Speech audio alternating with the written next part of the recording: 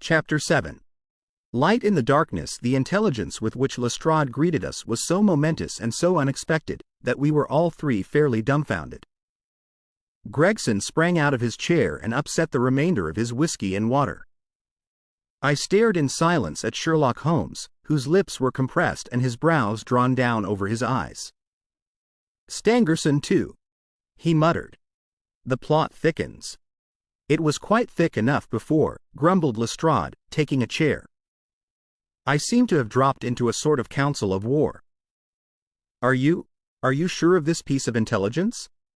stammered Gregson. "I have just come from his room," said Lestrade. "I was the first to discover what had occurred." "We have been hearing Gregson's view of the matter," Holmes observed. "Would you mind letting us know what you have seen and done?" "I have no objection," Lestrade answered, seating himself. "I freely confess that I was of the opinion that Stangerson was concerned in the death of Drebber. This fresh development has shown me that I was completely mistaken. Full of the one idea, I set myself to find out what had become of the secretary. They had been seen together at Euston Station about 8:30 on the evening of the 3rd. At 2 in the morning Drebber had been found in the Brixton Road. The question which confronted me was to find out how Stangerson had been employed between 8:30 and the time of the crime, and what had become of him afterwards. I telegraphed to Liverpool, giving a description of the man, and warning them to keep a watch upon the American boats. I then set to work calling upon all the hotels and lodging-houses in the vicinity of Euston. You see, I argued that if Drebber and his companion had become separated, the natural course for the latter would be to put up somewhere in the vicinity for the night, and then to hang about the station again next morning. "They would be likely to agree on some meeting place beforehand," remarked Holmes. So it proved. I spent the whole of yesterday evening in making inquiries entirely without avail. This morning I began very early, and at 8 o'clock I reached Halliday's private hotel, in Little George Street. On my enquiry as to whether a Mr. Stangerson was living there, they at once answered me in the affirmative. "No doubt you are the gentleman whom he was expecting," they said. "He has been waiting for a gentleman for 2 days. Where is he now?" I asked. "He is upstairs in bed. He wished to be called at 9. "I will go up and see him at once," I said. It seemed to me that my sudden appearance might shake his nerves and lead him to say something unguarded. The Boots volunteered to show me the room. It was on the 2nd floor, and there was a small corridor leading up to it. The Boots pointed out the door to me, and was about to go downstairs again when I saw something that made me feel sickish, in spite of my 20 years' experience. From under the door there curled a little red ribbon of blood, which had meandered across the passage and formed a little pool along the skirting at the other side. I gave a cry, which brought the Boots back. He nearly fainted when he saw it. The door was locked on the inside, but we put our shoulders to it and knocked it in. The window of the room was open, and beside the window, all huddled up, lay the body of a man in his nightdress. He was quite dead, and had been for some time, for his limbs were rigid and cold. When we turned him over, the Boots recognized him at once as being the same gentleman who had engaged the room under the name of Joseph Stangerson. The cause of death was a deep stab in the left side, which must have penetrated the heart. And now comes the strangest part of the affair. What do you suppose was above the murdered man? I felt a creeping of the flesh, and a presentiment of coming horror, even before Sherlock Holmes answered. "The word Rach, written in letters of blood," he said. "That was it," said Lestrade, in an awestruck voice, and we were all silent for a while. There was something so methodical and so incomprehensible about the deeds of this unknown assassin, that it imparted a fresh ghastliness to his crimes. My nerves, which were steady enough on the field of battle, tingled as I thought of it. "The man was seen," continued Lestrade. "A milk boy, passing on his way to the dairy, happened to walk down the lane which leads from the mews at the back of the hotel. He noticed that a ladder, which usually lay there, was raised against one of the windows of the 2nd floor, which was wide open. After passing, he looked back and saw a man descend the ladder.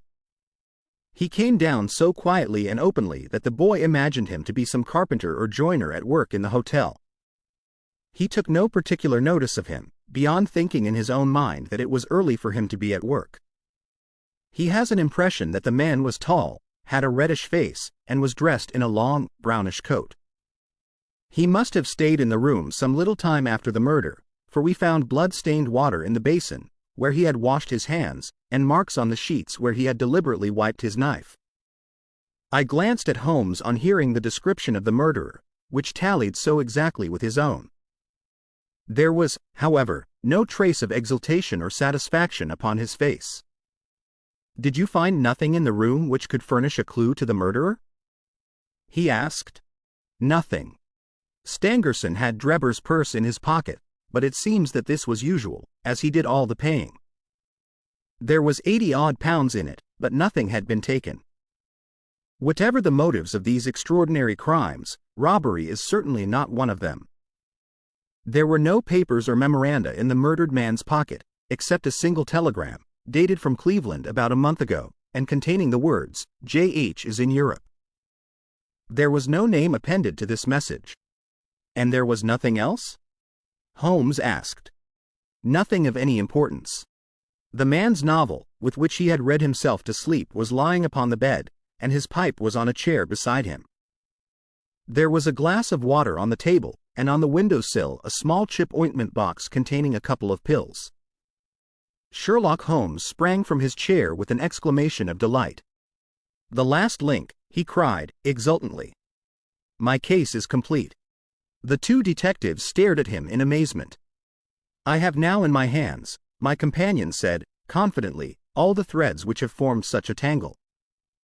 There are, of course, details to be filled in, but I am as certain of all the main facts, from the time that Drebber parted from Stangerson at the station, up to the discovery of the body of the latter, as if I had seen them with my own eyes. I will give you a proof of my knowledge. Could you lay your hand upon those pills?" "I have them," said Lestrade, producing a small white box. "I took them and the purse in the telegram, intending to have them put in a place of safety at the police station. It was the merest chance my taking these pills, for I am bound to say that I do not attach any importance to them." "Give them here," said Holmes. "Now, doctor," turning to me, "are those ordinary pills?" They certainly were not. They were of a pearly gray color, small, round, and almost transparent against the light. "From their lightness and transparency, I should imagine that they are soluble in water," I remarked. "Precisely so," answered Holmes. "Now would you mind going down and fetching that poor little devil of a terrier which has been bad so long, and which the landlady wanted you to put out of its pain yesterday?" I went downstairs and carried the dog upstairs in my arms. Its labored breathing and glazing eyes showed that it was not far from its end. Indeed, its snow-white muzzle proclaimed that it had already exceeded the usual term of canine existence. I placed it upon a cushion on the rug. "I will now cut one of these pills in two," said Holmes, and drawing his penknife he suited the action to the word. "One half we return into the box for future purposes. The other half I will place in this wine glass, in which is a teaspoonful of water. You perceive that our friend, the doctor, is right, and that it readily dissolves." "This may be very interesting," said Lestrade, in the injured tone of one who suspects that he is being laughed at. "I cannot see, however, what it has to do with the death of Mr. Joseph Stangerson." "Patience, my friend, patience. You will find in time that it has everything to do with it. I shall now add a little milk to make the mixture palatable, and on presenting it to the dog we find that he laps it up readily enough." As he spoke he turned the contents of the wine glass into a saucer and placed it in front of the terrier, who speedily licked it dry. Sherlock Holmes' earnest demeanor had so far convinced us that we all sat in silence, watching the animal intently, and expecting some startling effect. None such appeared, however. The dog continued to lie stretched upon the cushion, breathing in a labored way, but apparently neither the better nor the worse for its draught. Holmes had taken out his watch, and as minute followed minute without result, an expression of the utmost chagrin and disappointment appeared upon his features. He gnawed his lip, drummed his fingers upon the table, and showed every other symptom of acute impatience. So great was his emotion, that I felt sincerely sorry for him, while the two detectives smiled derisively, by no means displeased at this check which he had met. "It can't be a coincidence," he cried, at last springing from his chair and pacing wildly up and down the room. "It is impossible that it should be a mere coincidence. The very pills which I suspected in the case of Drebber are actually found after the death of Stangerson. And yet they are inert. What can it mean? Surely my whole chain of reasoning cannot have been false.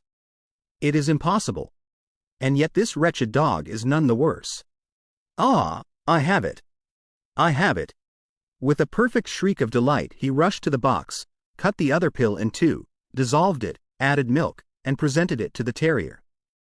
The unfortunate creature's tongue seemed hardly to have been moistened in it before it gave a convulsive shiver in every limb, and lay as rigid and lifeless as if it had been struck by lightning. Sherlock Holmes drew a long breath, and wiped the perspiration from his forehead. "I should have more faith," he said.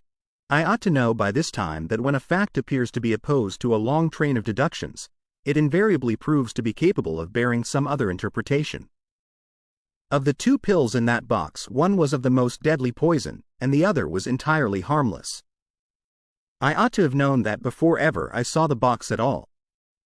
This last statement appeared to me to be so startling, that I could hardly believe that he was in his sober senses.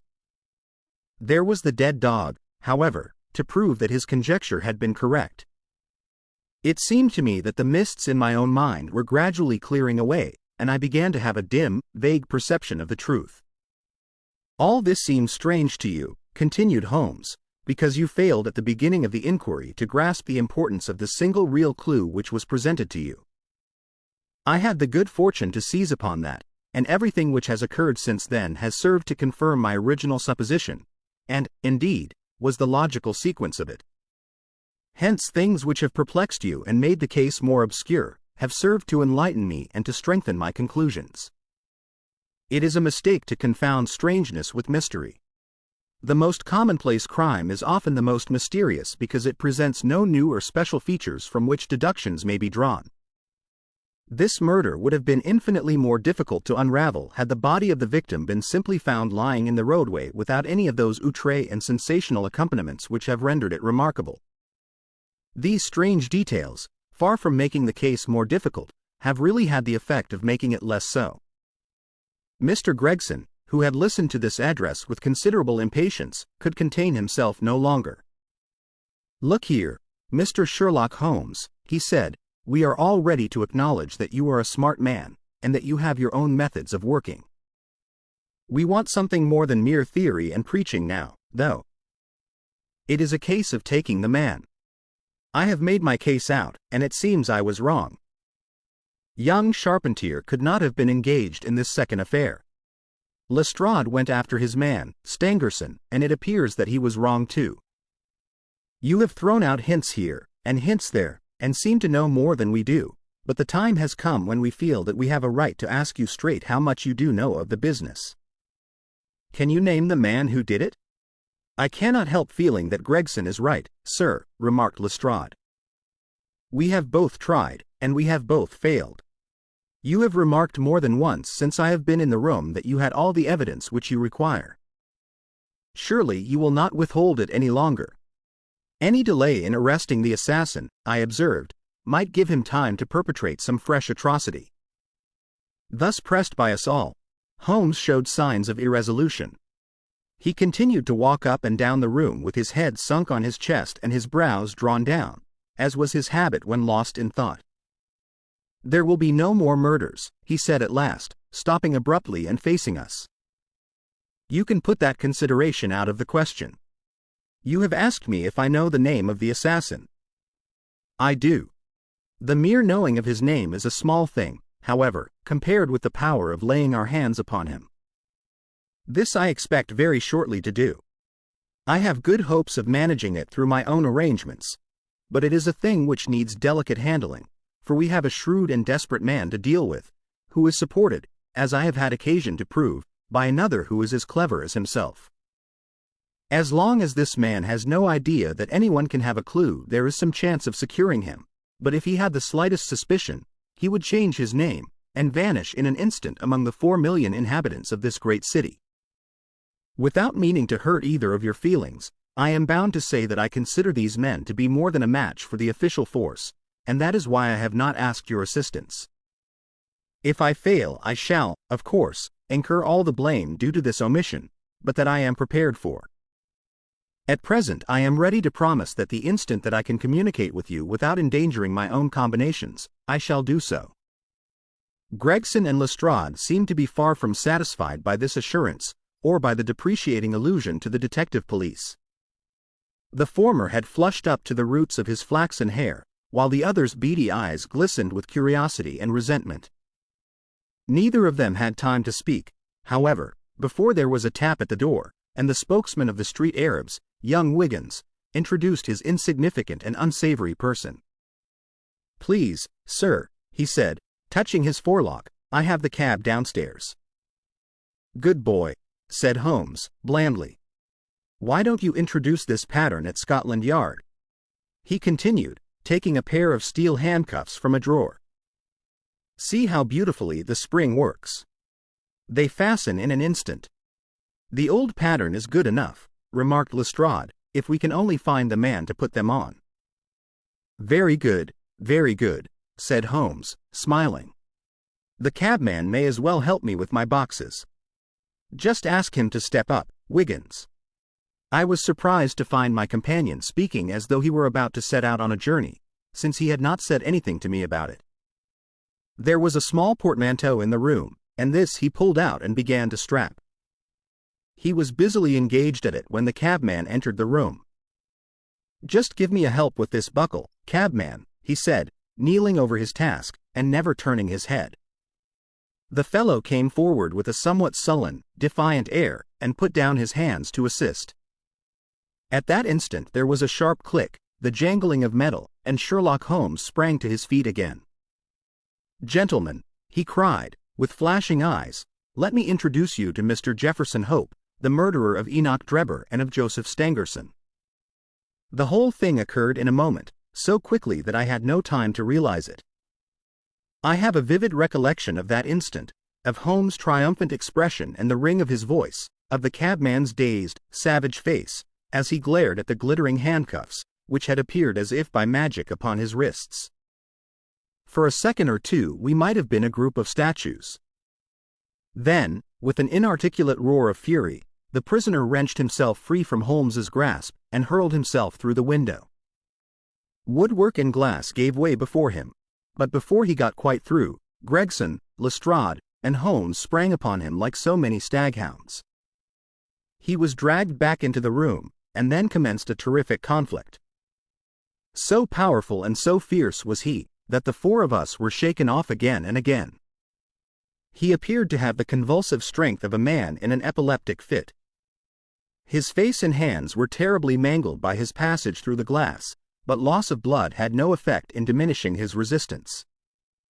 It was not until Lestrade succeeded in getting his hand inside his neckcloth and half strangling him that we made him realize that his struggles were of no avail, and even then we felt no security until we had pinioned his feet as well as his hands. That done, we rose to our feet breathless and panting. "We have his cab," said Sherlock Holmes. "It will serve to take him to Scotland Yard. And now, gentlemen," he continued, with a pleasant smile, "we have reached the end of our little mystery. You are very welcome to put any questions that you like to me now, and there is no danger that I will refuse to answer them."